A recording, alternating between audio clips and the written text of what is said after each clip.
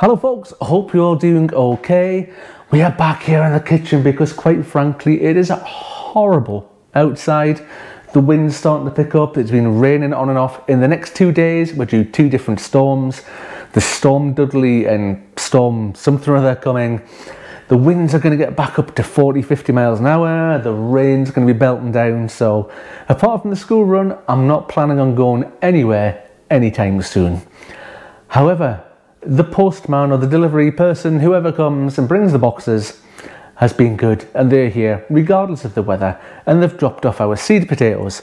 For the first time I have ordered from, I got this little leaflet here, a company called Simply Seeds, if you can see it there.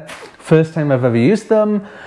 They don't pay me anything, they don't give me anything for free. If anybody ever does, by the way, in one of these videos, I have to tick a little box on YouTube, and a little thing will pop up here and it'll say includes paid promotion at the start of the video.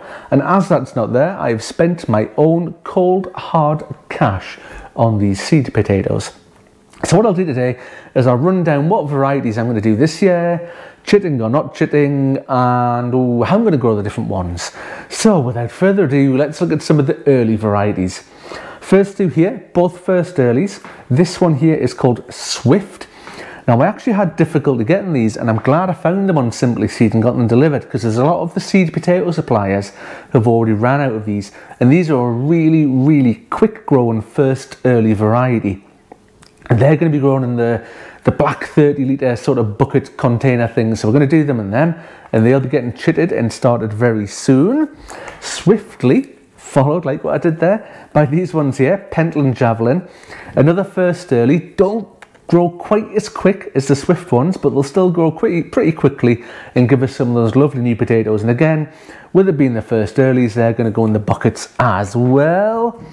Moving on again, not swiftly this time, to these ones here, one of my favourite, absolute favourite varieties of potato, and that's the Charlotte.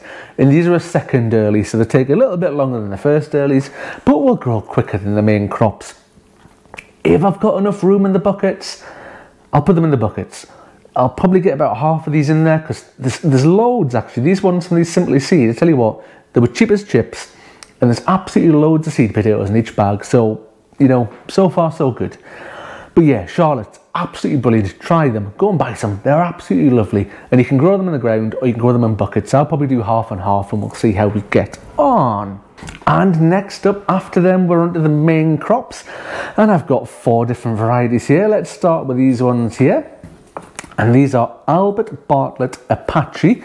Never done these before, never tried them, saw them on the website, fancied the look of them. I've never even done any of the Albert Bartlett ones before, and they seem to get a good rep.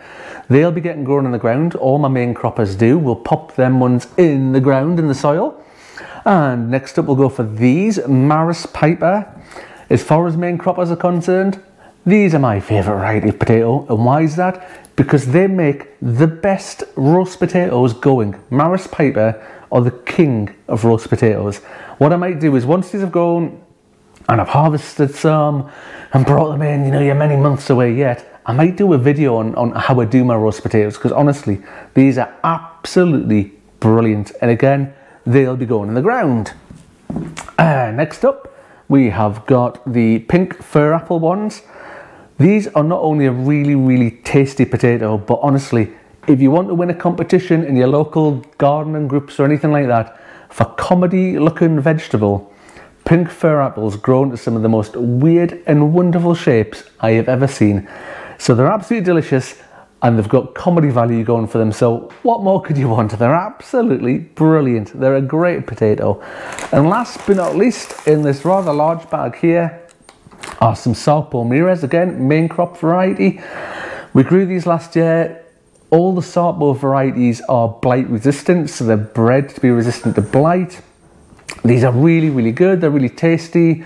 They don't take very long to cook. We use them a lot for mashed potatoes because they go really soft really quickly. But we had a massive crop of potatoes from them. From only a few seed potatoes, there was loads. And I think this year I'll probably end up buying a set of scales at some point, and we'll get all our different things weighed and what have you. But yeah, Maris Piper, that's the other ones. Sarpo Mira, absolutely brilliant, highly recommended. Anyway, onto a subject that lots of people on these videos, like to say, it's controversial. Should we chit or should we not chit? It's not really controversial, and apologies if there's a cat running around behind me. All I can hear is the cat meowing and belting back and forwards. Anyway, enough of that.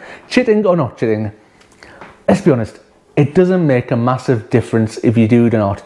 I like to do it. I generally do it with all my potatoes, probably because it makes me feel as though I'm doing something with them when they're not on the ground and growing. You know, these aren't going to get planted out for another month yet, probably, given the time of year it is. So how am I going to chip my potatoes? I'm going to use an egg box, and this is why I have these scissors here. So if I lean over here, and we got that's the Charlottes, I don't want them. Just bear with me a second. Here we go, Swifts, right? We'll bring the Swifts back, and let's just have a cut into the bag there. And it couldn't be any easier to chip potatoes. And all I'm going to do, you can see that, actually you can see that one there, maybe you see that. That's already got a little chit starting just on the top there. And I'm just going to pop it in the top of the egg box. And egg boxes are brilliant because you can just keep popping the potatoes in there, one after the other, after the other. And I'm going to fill this up, and when you run out of room in there, you can use the other side of it and just sort of, that one's going to wobble over, it's going to prove me wrong. You just sort of stand them up like that. And these are going to go on the windowsill in my spare room. Now there's two reasons for that. One is it's a north facing window, so it does get sun, but not direct sunlight. It doesn't get really, really, really bright in there. You want it to be light, but you don't want sort of direct sunlight on them.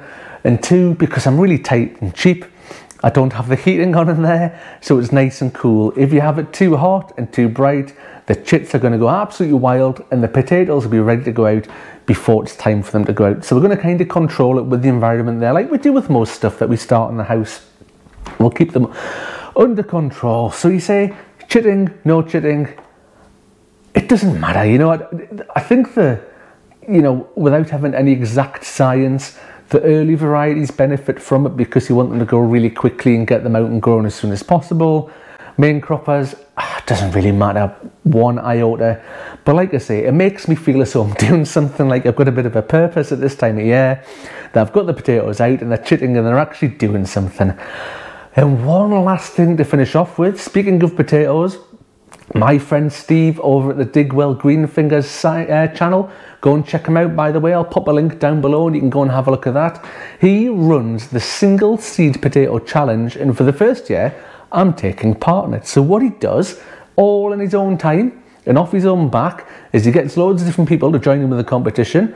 He randomly sends them a seed potato, off it comes, and you've got to try and get the highest yield of potatoes from a single seed potato. Now I'm already starting to feel really competitive about it, so I'm going to be doing loads of research on the best way to grow the single seed potato, but I'll be doing updates and whatnot all on that all throughout the year, and you'll see Steve's stuff and all the other people on YouTube and not on YouTube taking part in this competition to see who wins. If you want to keep up to date with that, by all means give me a subscribe, click the button below. It's absolutely free, it doesn't cost you a single penny. If you like what we're doing here with potatoes and things, give us a thumbs up. Leave us a comment down below. Let me know what varieties of potatoes you're growing this year. Let me know what your favourite varieties are, what you like, what you don't like, and we'll see how we get on throughout the year. Anyway, hopefully I'll be back at the weekend with some footage from up to the plot. Who knows what the weather will be like. I don't know. Anyway, that's me done for now. I will see you on the next one. Thanks for watching. Bye for now, folks.